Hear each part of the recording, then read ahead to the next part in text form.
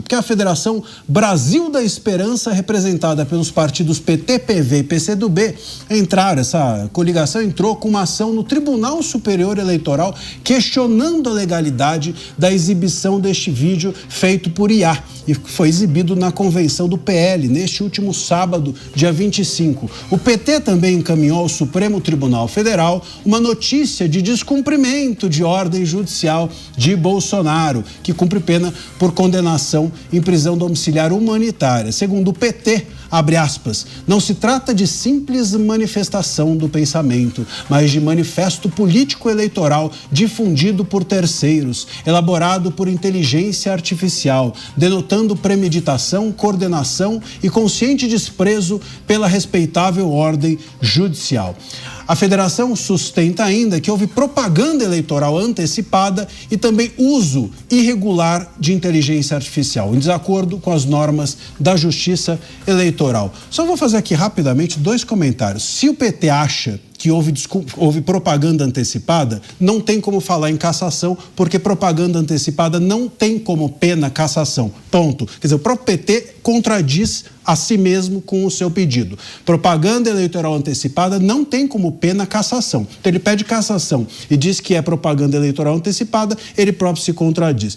Em segundo lugar, ele também se contradiz quando ele diz o seguinte, olha, o uso da inteligência tem que punir o Jair Bolsonaro, levá-lo de volta à cadeia, porque houve uso de terceiros houve uso de terceiros da sua imagem. O PT falou, está no pedido. Quer dizer, se o PT reconhece que terceiros usaram a imagem do Bolsonaro, como é que você vai punir o Bolsonaro, pô? Se terceiros usaram, o Bolsonaro é vítima. Se terceiros usam a minha imagem, alguém vai me punir? Imagina só, alguém pega a minha imagem e usa para qualquer fim e eu sou punido? É demais, né? O PT é o cara lá reclamando que tá falando com o boneco na piada do português. Nem você, né? O teu filho. Teu filho é punido ainda, né? Porque no caso seria o Flávio. Teu filho. Não, mas e ele também, claro, foi o pedido de volta da prisão. O que querem, claro. O pedido é que ele volte. Mas se o filho for cassado, ou seja, se estende inclusive aos seus familiares. Sim, querem as duas coisas. O PT quer ganhar por WO, né? Vamos falar a verdade? O PT tá louco para ganhar por WO. Mas isso mostra... Para o público é ganhar... Por ausência do adversário. Ausência do adversário. Mas isso tem um ponto importante, eu concordo muito com o que o Mota falou, quando o meu, talvez, pingo de esperança reside na própria tecnologia, porque é como você tentar segurar a água de um rio. Ela vai escapar por algum lugar. Você tenta fechar aqui, ela escapa por algum lugar. E o Brasil se tornou tão marginal nesse contexto de hoje em dia da inteligência artificial, que eu estava comentando com vocês esses dias, que eu tenho me debruçado, estudado e usado muito aqui no meu dia a dia na empresa. E vocês devem ter visto esses dias que... Você não é um boneco, né? Não, eu sou eu. Não, sou eu. Não tentam punir meus filhos, nem ninguém, né? O que aconteceu é que, eu não sei se vocês viram aquela notícia, até aprofundando um pouco do que o Mota falou, do que a capacidade da inteligência artificial tem feito, que ela, no ambiente controlado ali da OpenAI, eles deram um comando para a inteligência artificial para tentar hackear alguns sites, num ambiente controlado.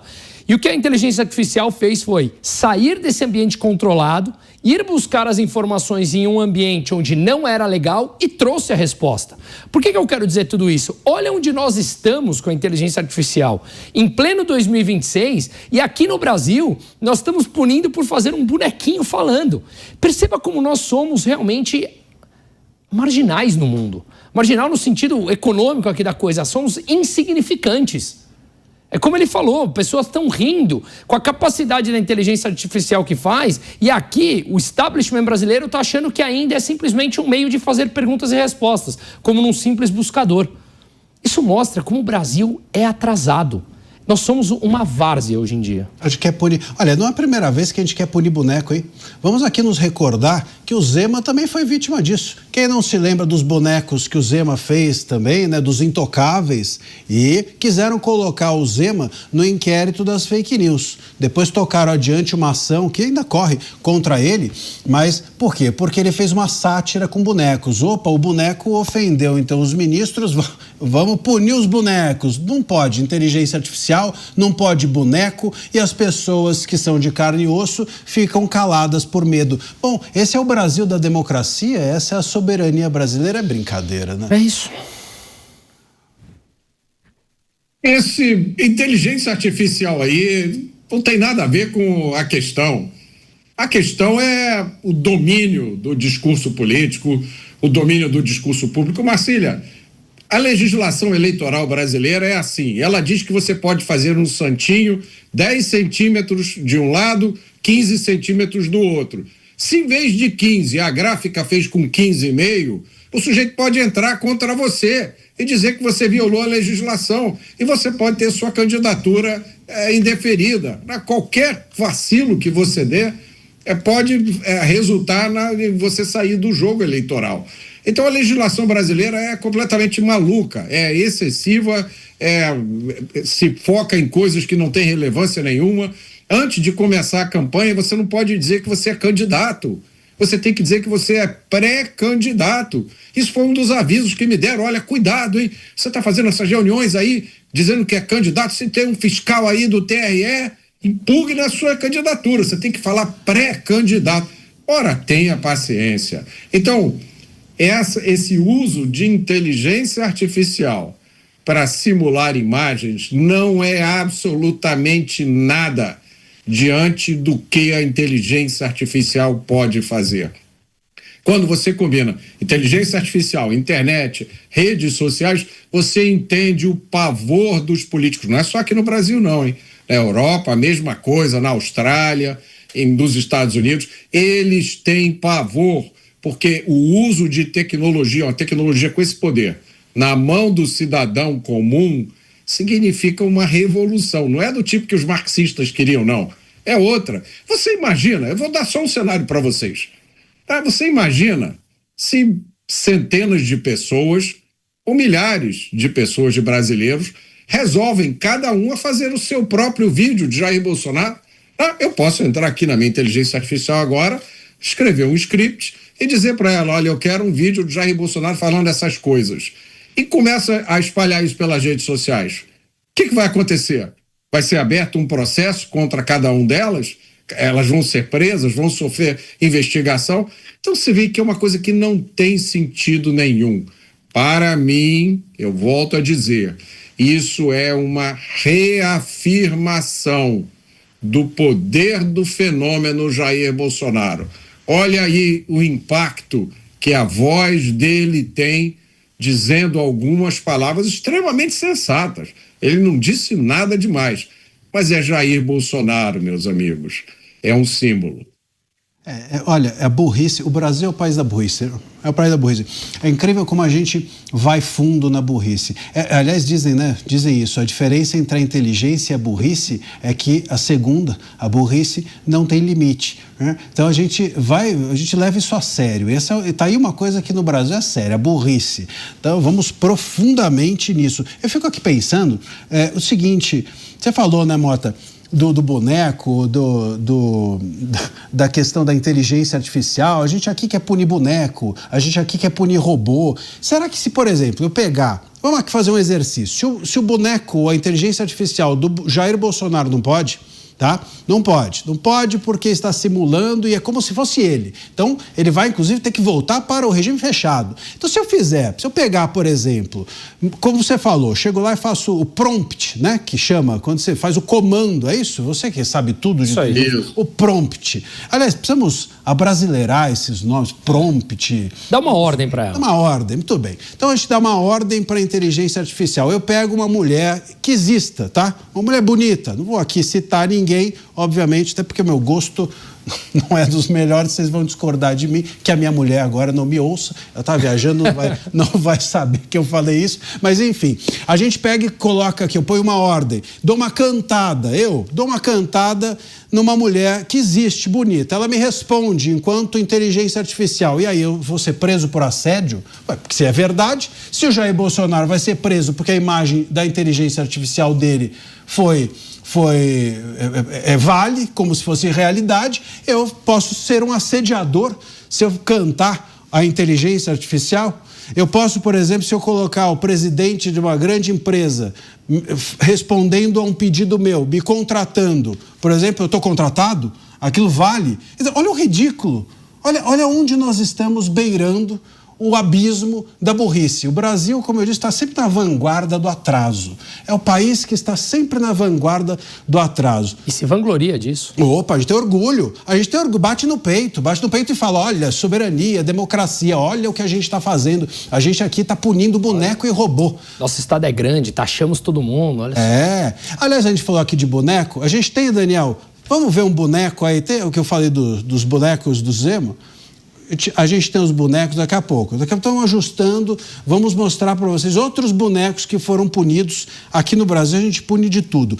E tem um ponto também que é importante a respeito disso, que é o seguinte, eu estou falando aqui das regras da legislação eleitoral, só que é o seguinte, tudo isso é resolução. O que é resolução? É lei? Não é lei. Resolução são normas administrativas dos tribunais eleitorais. Então, essas normas de inteligência artificial e etc., o que o TSE fez? Chegou um belo de um dia, em 24 e em 22, sobretudo, que eles falaram, como a gente tem dificuldade de aprovar leis via democrática, via legislativo, vamos legislar aqui. Nós mesmos, o Clube do Charuto, nós vamos escolher as normas que achamos adequadas, colocar isso como resolução e pronto, está valendo. Não precisa de legislativo, não precisa de parlamentar. Então, tudo que a gente está falando aqui que pode, que não pode, está dentro do ambiente das resoluções que deveriam servir única e exclusivamente para regular